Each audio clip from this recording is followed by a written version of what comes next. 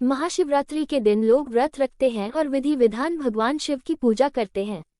इस दिन व्रत रखने वालों को चित्रभानु नामक एक शिकारी की कथा पढ़ना जरूरी माना गया है। एक बार चित्रभानु नामक एक शिकारी था जो पशुओं की हत्या करके अपना परिवार चलाता था। वो शिकारी एक साहूकार का ऋणी था, लेकिन ऋण समय पर न चुका सकने पर क्रोधित साहूकार ने उसको शिवमठ में बंदी बना लिया था। लेकिन संयोग से उस दिन शिवरात्रि थी। बंदी शिकारी मठ में शिव से जुड़ी धार्मिक बातें सुनता रहा। वहीं उसने शिवरात्रि व्रत की कथा भी सुनी। शाम होने पर साहूकार ने शिकारी बुलाया और ऋण चुकाने के लिए पूछा तो शिकारी अगले दिन सारा ऋण लौटाने का वचन देकर वहां से चला गया।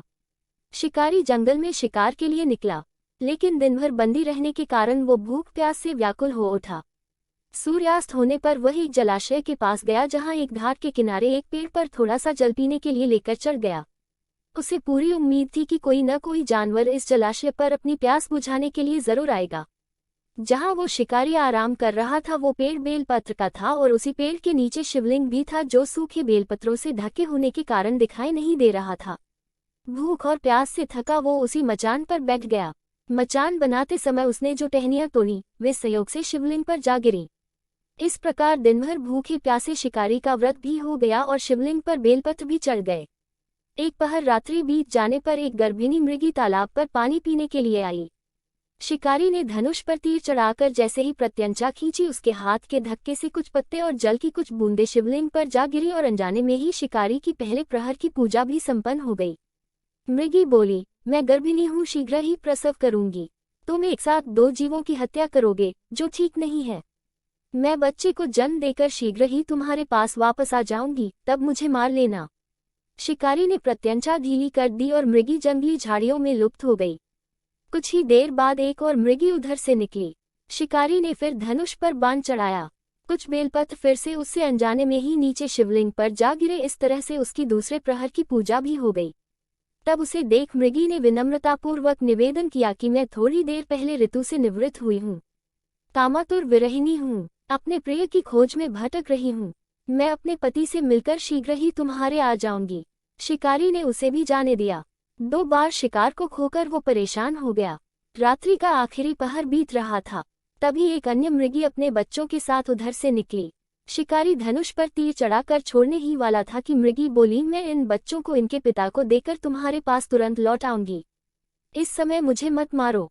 शिकारी हंसा और बोला, सामने आए शिकार को छोड़ दूं, मैं ऐसा मूर्ख नहीं। इससे पहले भी मैं 2 बार अपना शिकार खो चुका हूँ। मेरे बच्चे भूख प्यास से तड़प रहे होंगे। उत्तर में मृगी ने फिर कहा, जैसे तुम्हें अपने बच्चों की ममता सता रही है, वैसे ही मुझे भी इनकी फिक्र है, इसलिए सिर्फ बच्चों के नाम पर मैं थोड़ी देर के लिए जीवनदान मान रही हूँ। मृगी का दीन स्वर सुनकर शिकारी को उस पर दया आ गई। उसने उस मृगी को भी जाने दिया। शिकार के अभाव में बेल वृक्ष पर बैठा शिकारी बेलपत्र तोड़ तोड़कर नीचे फेंकता जा रहा था। इस तरह से उस शिकारी की तीसरे पहर की पूजा भी हो गई। सूर्योदय से कुछ समय पहले एक हृष्ट-पुष्ट मृग उसी रास्ते पर आया। शिकारी ने सोच लिया कि अब वो इसका शिकार अवश्य करेगा। शिकारी की तनी प्रत्यंचा देखकर मृग विनीत स्वर में बोला, भाई, यदि तुमने मुझसे पूर्व आने वाली 3 मृगियों और छोटे छोटे बच्चों को मार डाला है तो मुझे भी मारने में विलंब न करो, ताकि मुझे उनके वियोग में दैख न सहना पड़े। मैं उन मृगियों का पति हूँ। यदि तुमने उन्हें जीवनदान दिया है तो मुझे भी कुछ क्षण का जीवन देने की कृपा करो। मैं उनसे मिलकर तुम्हारे समक्ष उपस्थित हो जाऊंगा। मृग की बात सुनकर शिकारी ने सारी कथा मृग को सुना दी। तब मृग ने कहा, मेरी 3 पत्नियां जिस प्रकार प्रतिज्ञाबद्ध होकर गई हैं, वे मेरी मृत्यु से अपने धर्म का पालन नहीं कर पाएंगी।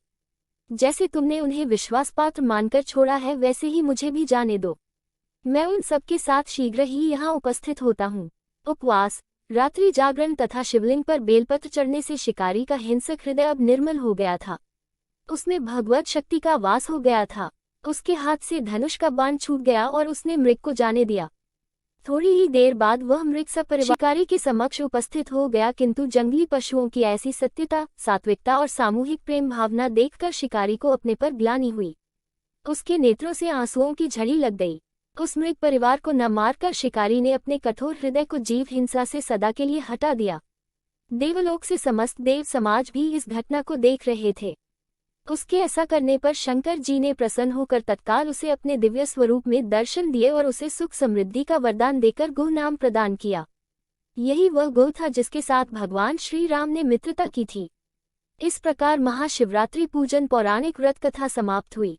आपको अगर ये कथा अच्छी लगी हो तो इसे लाइक जरूर करना और चैनल को सब्सक्राइब करना ताकि और ऐसी कथाएं और ज्ञान की बातें आप तक पहुंच पाए।